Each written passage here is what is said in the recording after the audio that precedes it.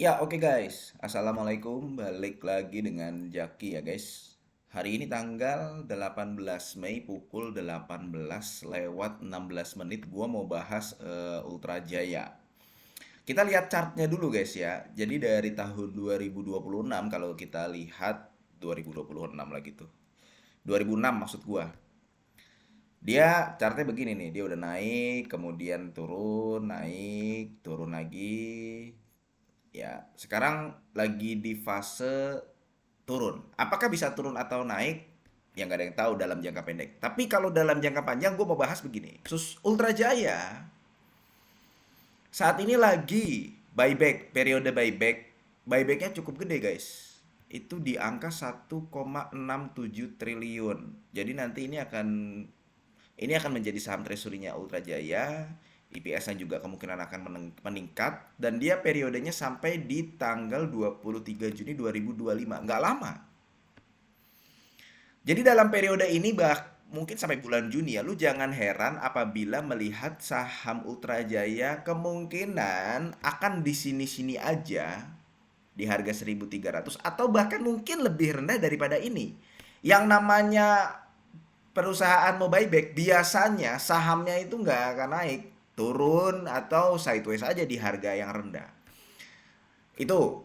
Kemudian selain buyback, si Ultra Jaya ini menarik guys ya. Jadi Ultra Jaya itu dia kalau kita lihat dari konsumsi susu per kapita tahunan Indonesia itu masih rendah sebenarnya. Ini data tahun 2022 ya, gua juga baru lihat nih. Jadi masih di angka 16 ini 16 apa ya? 16 juta ya kali ya. Apa 16 kilogram per tahun ini per kapita. Oh, berarti 16 kilogram per tahun. Jadi lu nih ya, lu misalkan lu punya istri, punya anak ya itu lu konsumsinya di angka 16 kilogram per tahun. Nggak banyak sebenarnya. Jadi masih rendah. Kalau dibandingkan dengan negara-negara yang tetangganya RI kayak Thailand, Filipina atau kalau kita bandingkan dengan negara maju kayak Jepang, yaitu udah di angka 62 kilogram per tahun untuk konsumsi susunya.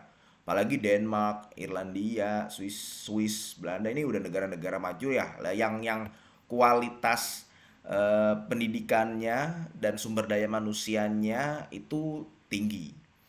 Indonesia sebenarnya masih bisa bertumbuh. Kalau gue pribadi optimis ini masih rendah, bukan tidak mungkin akan bertumbuh. Dan faktanya memang kalau sampai tahun 2023 kemarin nah ini nih ada tren kenaikan untuk konsumsi susu per kapita tahunan, ya. Kemudian kalau kita lihat Ultra Jaya itu membangun pabrik dan gudang di kawasan MM 2100. Memang rencananya sih infonya dia ya untuk efisiensi mempermudah distribusi karena permintaan banyak di wilayah Jawa tentunya. Jadi dia bangun pabrik di MM 2100. Itu juga hal yang menarik dan informasinya akan beroperasi di kuartal 3 tahun 2025 ini. Jadi saat ini gue belum tahu belum lebih rinci mengetahui update-nya tapi informasinya di kuartal 3 tahun 2025 akan beroperasi. Dan selanjutnya adalah pemiliknya, ownernya itu juga nyerok terus guys. Sepanjang yang gua perhatikan ownernya sendiri nyerok. Artinya ya dia optimis sama sama prospek dalam jangka panjang Ultra Jaya. Nah sekarang gini, kalau diperhatikan Ultra Jaya memang kan ada yang bertanya ya bang Ultra Jaya ini beda sama Cimory. Kalau Cimory ini masuk ke sektor pariwisata, dia bangun ini di wilayah Cisarua, dia bangun itu di wilayah Serpong dan sebagainya, dia masuk ke kue-kue juga, kue basah, kue kering dan sebagainya. Ultra Jaya kok enggak ya? Jangan-jangan itu hal yang jelek gitu loh Ultra Jaya. Sayangnya gue melihat sebaliknya guys. Mungkin ya, kalau gue melihatnya begini, mungkin karena si ownernya sudah mengetahui data-data yang tadi gua sebutkan dan kondisi-kondisi yang gua sebutkan, di mana si perusahaan si Indonesia konsumsinya masih rendah, kemudian masih ada potensi growth yang bagus sebenarnya untuk ke depan. Karena ownernya melihat hal seperti itu, makanya dia masih fokus di susu UHT, dan belakangan dia juga ngeluarin kayak susu, tahu ya, susu organik ya, susu organik. Jadi dia sepertinya kalau gue lihat si Ultra Jaya ini, dia akan tetap fokus di susu aja, meningkatkan produksi, menjaga pangsa pasar. Pangsa pasarnya Ultra Jaya itu kan ada di angka 36% untuk susu UHT-nya. Itu tertinggi. Di bawahnya dia ada Frisian Flag, kemudian ada berbagai macam Greenfield, kemudian yang ada juga Cimory. Cimory di angka 7 persenan. Jadi yang dia lakukan si Ultra Jaya ini adalah menjaga pangsa pasar, itu udah pasti ya, menjaga pangsa pasar, kemudian meningkatkan. Kemudian dia juga kualitasnya ditingkatkan, efisiensinya ditingkatkan dengan yang tadi membangun pabrik di kawasan MM 2100 itu. Makanya di tahun 2025 kalau kita lihat pendapatannya sebenarnya dia nggak turun-turun banget. Bebannya juga justru turun dibandingkan tahun 2024 kuartal 1. Cuma memang ada kenaikan di beban penjualan. Beban penjualan ini kenaikan yang paling besar pada saat gua lihat itu ada di iklan, promosi iklan. Jadi kayak si perusahaan tuh pengen menyadarkan bahwa oh ini konsumsi susu ini, kemudian konsumsi susu yang berkualitas bagus itu penting loh dalam beberapa tahun ke depan. Itu sepertinya ingin dilakukan manajemen. Lihatin kenaikannya lebih dari 50%. Dari 103 miliar menjadi 176 miliar. Kenaikan beban iklan dan promosi itu naik 50% secara year on year ya, kalau dibandingkan kuartal 1 tahun 2024.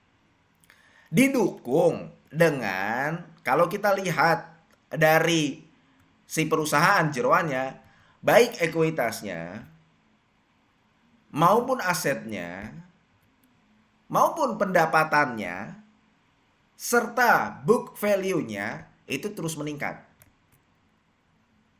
Bahkan kalau lu lihat dividennya yang per tahun dibagikan itu ya, yang dividen payout ratio-nya sekitar 20-30%, itu meningkat juga. Tadinya 20, 30, yang gede itu waktu tahun 2021 atau 2022 gitu.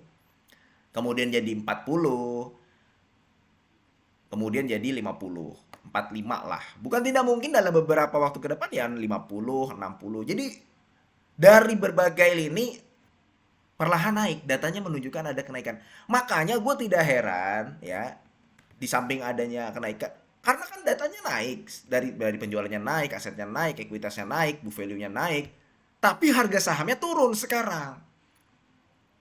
Pernya sekarang ada di bawah angka 10, di bawah angka 10 untuk sektor consumer goods itu termasuk murah. Biasanya consumer goods itu di angka 15-an, 20-an malah, ada yang 20-an. PBV-nya sekarang di angka 1,83, lebih rendah dibandingkan beberapa tahun belakangan yang sempat mencapai bahkan PBV 3. Makanya nggak heran kalau sekarang si ownernya itu nyerok juga.